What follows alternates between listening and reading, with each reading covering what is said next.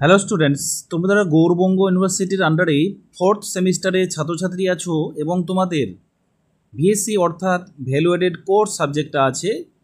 তোমাদের ফোর্থ সেমিস্টারে India and it's culture 2 যে টপিকটার উপরে তোমাদের পরীক্ষায় 25টি এমসিকিউ পরীক্ষা হবে, সেটা তোমরা আজকের ক্লাসে দেখে নাও। তোমাদের যে ফার্স্ট 1 নম্বর মডিউলটা রয়েছে, এই ফার্স্ট মডিউল থেকে তোমাদের আমি ইম্পর্টেন্ট 25টি এমসিকিউ প্রশ্ন উত্তর নিয়ে আলোচনা করব। দেখো, প্রথম প্রশ্ন হচ্ছে, শঙ্করাচার্য কোন দর্শনের প্রবক্তা ছিলেন? সঠিক অ্যান্সার বি, অর্থাৎ অদ্বৈত বেদান্ত। এটা হবে অদ্বৈত বেদান্ত। আমি দেখো পাশে তোমাদের ইংলিশ ভার্সনটাও করে দিয়েছি। যারা তোমরা ইংলিশ ভার্সন স্টুডেন্ট আছো তোমাদেরও কিন্তু হয়ে যাবে। তারপরে নেক্সট 2 নম্বর প্রশ্ন হচ্ছে, রামানুজ কোন দার্শনিক মতবাদের প্রবর্তক ছিলেন? তিনি ছিলেন বিশিষ্টাদ্বৈত। অপশন বি সঠিক অ্যান্সার। তারপরে প্রশ্ন, আর্যভট্টের বিখ্যাত গ্রন্থ কোনটি? সঠিক অ্যান্সার হবে আর্যভট্টীয়। তার বিখ্যাত গ্রন্থের নাম হচ্ছে আর্যভট্টীয়। তারপরে প্রশ্ন, নেক্সটে চলে যাব, বরাহমিহিরের বিখ্যাত গ্রন্থ কোনটি? সঠিক অ্যান্সার হবে পঞ্চসিদ্ধান্তিকা। পঞ্চসিদ্ধান্তিকা তার ছিল বিখ্যাত গ্রন্থ। তোমাদের যে ফার্স্ট মেডিয়াভেল যে ইউনিটটা মডিউলটা রয়েছে, সে অনুযায়ী কিন্তু তোমাদের আমি প্রশ্নগুলো দেখাচ্ছি। কালিদাস রচিত একটি মহাকাব্য হলো, সঠিক অ্যান্সার হবে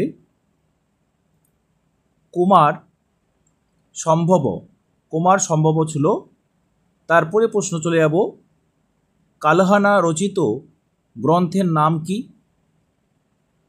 রাজতরঙ্গিনী, যেটাকে কলহন বলা হয়। তারপরে প্রশ্নতে চলে যাব, আল-বিরুনির বিখ্যাত রচনা কি? তারিক-ই হিন্দ।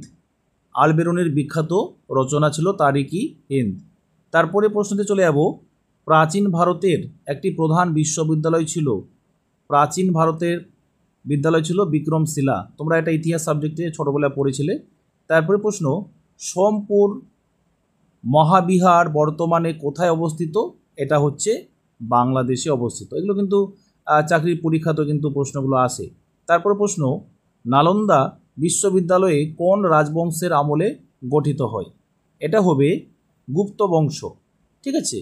তারপরে নেক্সট প্রশ্নতে চলে যাব, শঙ্করাচার্যের মতে চূড়ান্ত বাস্তবতা কি? মোস্ট ইম্পর্টেন্ট প্রশ্ন, ব্রহ্ম। তারপরে প্রশ্নতে চলে যাব, রামানুজের দর্শন কি ধরনের? ভক্তিমূলক।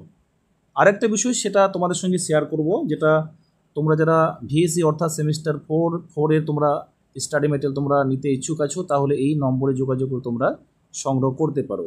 তারপর প্রশ্ন 13 নম্বর, মেঘদূতম একটি কি? খণ্ডকাব্য। সঠিক অ্যান্সার সি। তারপর প্রশ্ন, অভিজ্ঞান শকুন্তলম হলো একটি নাটক। তারপরে বরাহমিহির কোন শাস্ত্রে বিশেষজ্ঞ ছিলেন? জ্যোতিষ।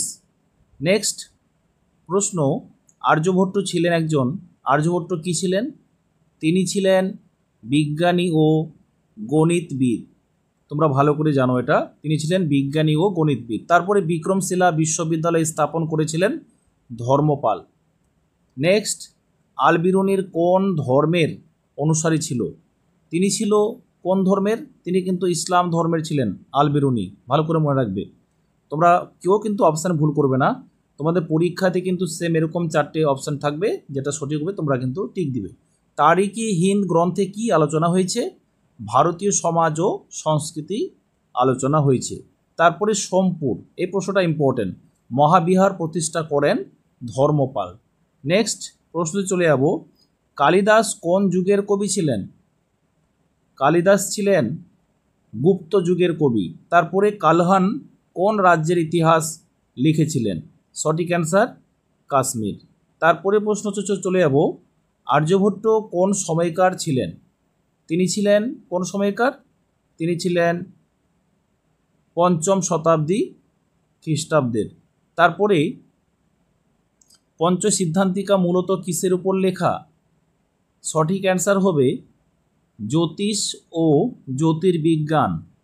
নেক্সট, নালন্দা বিশ্ববিদ্যালয়ের পাঠ্যক্রমে অন্তর্ভুক্ত ছিল বিজ্ঞান, ধর্ম, দর্শন, চিকিৎসা। এই চারটাই কিন্তু তার পাঠ্যক্রমে কিন্তু অন্তর্ভুক্ত ছিল। আমি তোমাদের 25টি এমসিকিউ আলোচনা করার কথা বললাম, তারপরও তোমরা এই যে 26 নাম্বার থেকে তোমরা দেখো, বৃহৎ সংহিতা কার রচনা? এটা হবে বরাহ মিহির। তারপরে নেক্সট প্রশ্নতে আমি একটু তোমাদের বলবো, বিক্রমশিলা মহাবীর কোন নদীর তীরে অবস্থিত ছিল? এই প্রশ্নটা মোস্ট ইম্পর্টেন্ট, ঠিক আছে? এটা তোমাদের ফার্স্ট মডিউল অনুযায়ী কিন্তু বলছি। তিনি ছিল গঙ্গা, ঠিক আছে? এটাও সঠিক অ্যান্সার হবে গঙ্গা। সোমপুর মহাবিহার কোন রাজবংশের পৃষ্ঠপোষকতায় নির্মিত হয়েছিলেন? তিনি ছিলেন পাল। তারপরে তোমাদের এই প্রশ্নগুলো এতটাই ইম্পর্টেন্ট, অর্থাৎ এই অনুযায়ী তোমরা পড়লে কিন্তু আশা করি এখন থেকে প্রিপারেশন নিলে তোমরা কিন্তু পরীক্ষাও কিন্তু প্রত্যেকটা মডিউলের 25টি এমসিকিউ সলভ করতে পারবে।